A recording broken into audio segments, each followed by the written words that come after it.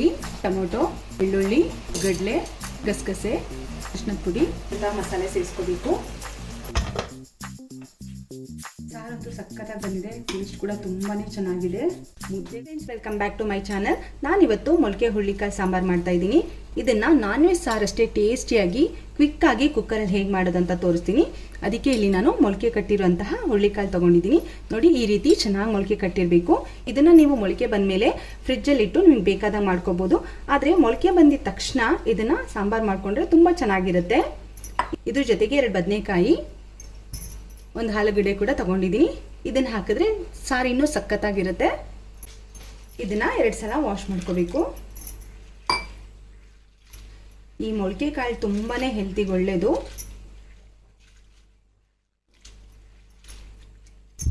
ಈ ಮೊಳಕೆ ಹುರುಳಿಕಾಳು ಸಾಂಬಾರನ್ನ ಕುಕ್ಕರಲ್ಲಿ ಮಾಡೋದು ತುಂಬಾನೇ ಸುಲಭ.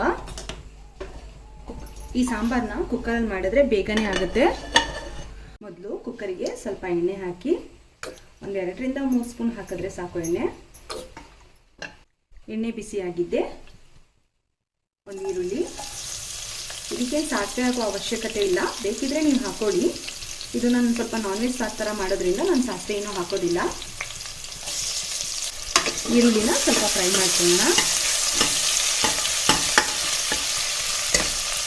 ಕರಿಬೇವು, ಈರುಳ್ಳಿ ಸ್ವಲ್ಪ ಫ್ರೈ ಆಗಿದೆ. ಟೊಮೊಟೊ ಹಾಕೋತಾ ಇದ್ದೀನಿ. ಟೊಮೊಟೊನು ಕೂಡ ಸಾಫ್ಟಾಗಿ ಫ್ರೈ ಆಗಬೇಕು.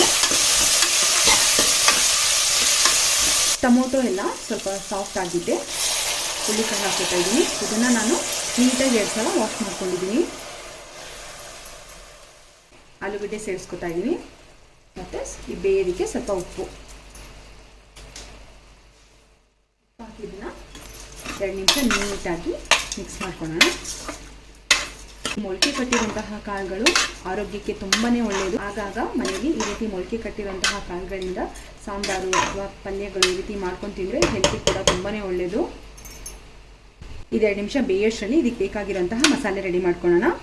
ಈಗ ರುಬ್ಬೋದಕ್ಕೆ ಸ್ವಲ್ಪ ಕಾಯಿ,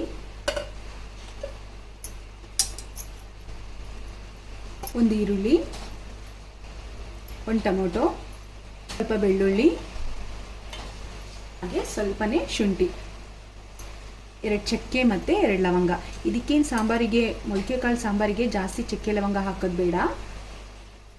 ಸ್ವಲ್ಪ ಹುರ್ಗಡ್ಲೆ, ಸ್ವಲ್ಪ ಜೀರಿಗೆ, ಒಂದು 1/2 ಸ್ಪೂನ್ ಅಷ್ಟು ಮಾತ್ರ ಸೋಂಪು, ಒಂದು 1/2 ಸ್ಪೂನ್ ಗಸಗಸೆ, ಸ್ವಲ್ಪ ಅರಿಶಿನದ ಪುಡಿ, ಖಾರಕ್ಕೆ ಎಷ್ಟು ಬೇಕು ಅಷ್ಟು ಖಾರದ ಪುಡಿ, ಧನಿಯಾ ಪೌಡರ್ನಲ್ಲಿ 1 ಸ್ಪೂನ್ ಹಾಕ್ಕೋತಾ ಇದ್ದೀನಿ.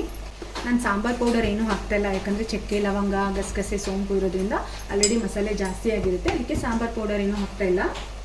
ಸ್ವಲ್ಪ ಕೊತ್ತಂಬರಿ ಸೊಪ್ಪು. ನಿಮಗೆ ಚಕ್ಕೆ ಲವಂಗ ಇದೆಲ್ಲ ಏನಾದರೂ ಇಷ್ಟ ಇಲ್ಲ ಅಂದರೆ ನೀವು ಸ್ಕಿಪ್ ಮಾಡ್ಕೋಬೋದು, ಬಟ್ ಹಾಕಿದ್ರೆ ತುಂಬ ಚೆನ್ನಾಗಿರುತ್ತೆ. 2 ನಿಮಿಷ ಬೇಯಕ್ಕೆ ಇಟ್ಟಿದ್ದೆ. ಈಗ ಇದಕ್ಕೆ ರುಬ್ಬಿರೋಂಥ ಮಸಾಲೆ ಸೇರಿಸ್ಕೋಬೇಕು. ಈಗಲೇ ಇದಕ್ಕೆ ನೀರು ಸೇರಿಸ್ಕೊಂಡ್ರೆ ಹುರುಳಿಕಾಳು ಮತ್ತು ಆಲೂಗಡ್ಡೆ ಎಲ್ಲ ಸಪ್ಪೆ ಸಪ್ಪೆ ಅನಿಸುತ್ತೆ. ಹಾಗಾಗಿ 2 ನಿಮಿಷ ಹೀಗೆ ಬೇಯಲಿ, ಆಮೇಲೆ ಇದಕ್ಕೆ ನೀರು ಸೇರಿಸ್ಕೊಳ್ಳೋಣ. ಇದೇ ರೀತಿ ಒಂದು 2 ನಿಮಿಷ ಬೆಂದರೆ ಹಸಿ ಸ್ಮೆಲ್ಲೆಲ್ಲ ಹೋಗುತ್ತೆ ಮಸಾಲೆದು. ಹಾಗೆ ಹುರುಳಿಕಾಳು ಮತ್ತು ಆಲೂಗಡ್ಡೆಗೂ ಕೂಡ ಮಸಾಲೆ ಎಲ್ಲ ಕ್ಲೀನಾಗಿ ಹಿಡಿದಿರುತ್ತೆ.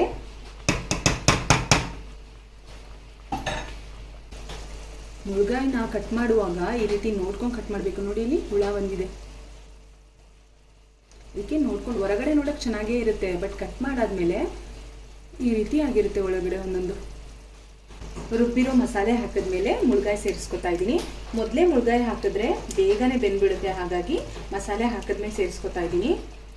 ಇದನ್ನು ನಾನು ಆಲೂಗಡ್ಡೆ ಜೊತೆನೇ ಹಾಕಿದಿದ್ರೆ ಮುಳುಗಾಯಿ ತುಂಬ ಸಾಫ್ಟಾಗಿ ತಿನ್ನೋದಕ್ಕೆ ಸಿಗಲ್ಲ, ಹಾಗಾಗಿ ಇದನ್ನು ಆಮೇಲೆ ಸೇರಿಸ್ಕೊಂಡಿದ್ದೀನಿ. ಮಸಾಲೆ ಎಲ್ಲ ಆದಮೇಲೆ ಮುಳುಗಾಯಿ ಹಾಕಿದ್ರೆ ಆಲೂಗಡ್ಡೆ ಜೊತೆನೆ ಕರೆಕ್ಟಾಗಿ ಮುಳುಗಾಯಿ ಕೂಡ ಬೆಂದಿರುತ್ತೆ, ತಿನ್ನೋಕ್ಕೂ ಕೂಡ ಸಿಗುತ್ತೆ ಮುಳುಗಾಯಿ.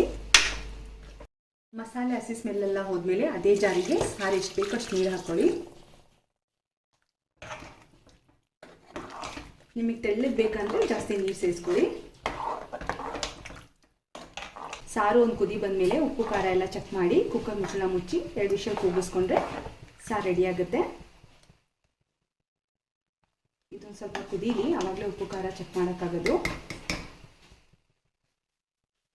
ಖಾರ ಕರೆಕ್ಟ್ ಇದೆ, ಬಟ್ ಒಂಚೂರು ಉಪ್ಪು ಕಮ್ಮಿ ಇದೆ, ಉಪ್ಪು ಸೇರಿಸ್ಕೊತೀನಿ. ಈಗ ಇದನ್ನು ಲಾಸ್ಟಿಗೆ ನೀಟಾಗಿ ಒಂದ್ಸಲ ಮಿಕ್ಸ್ ಮಾಡಿ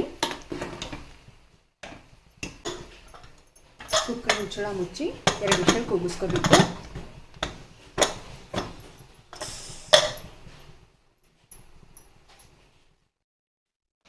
ವಿಷಲೆಲ್ಲ ಹೋಗಿದೆ. ಇದನ್ನು 2 ವಿಷಲ್ ಕೂಗಿಸ್ಕೊಂಡ್ರೆ ಸಾಕು. ಜಾಸ್ತಿ ವಿಷಲ್ ಆದರೆ ಫುಲ್ ಎಲ್ಲ ಒಡೆದೋಗ್ಬಿಡುತ್ತೆ. ಆಮೇಲೆ ತಿನ್ನೋದಕ್ಕೆ ಆಲೂಗಡ್ಡೆ, ಮುಳ್ಗಾಯಿ ಮತ್ತು ಅವರೆಕಾಳು ಏನೂ ಸಿಗೋದಿಲ್ಲ. ಹಾಗಾಗಿ 2 ವಿಷಲ್ ಕೂಗಿಸ್ಕೊಂಡ್ರೆ ಸಾಕು.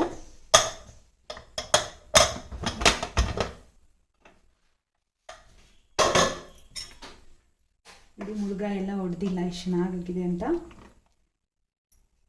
ಈ ಸಾಂಬಾರು ಮಾಡಿದ್ರೆ ಬರೀ ಇದು ರೈಸ್ ಮತ್ತು ಮುದ್ದೆಗೆ ಮಾತ್ರ ಅಲ್ಲ, ದೋಸೆ, ಇಡ್ಲಿ, ಚಪಾತಿ, ರೊಟ್ಟಿಗೆ ಪಲ್ಯ ಮತ್ತು ಚಟ್ನಿ ಮಾಡೋ ಅವಶ್ಯಕತೆನೇ ಇರಲ್ಲ.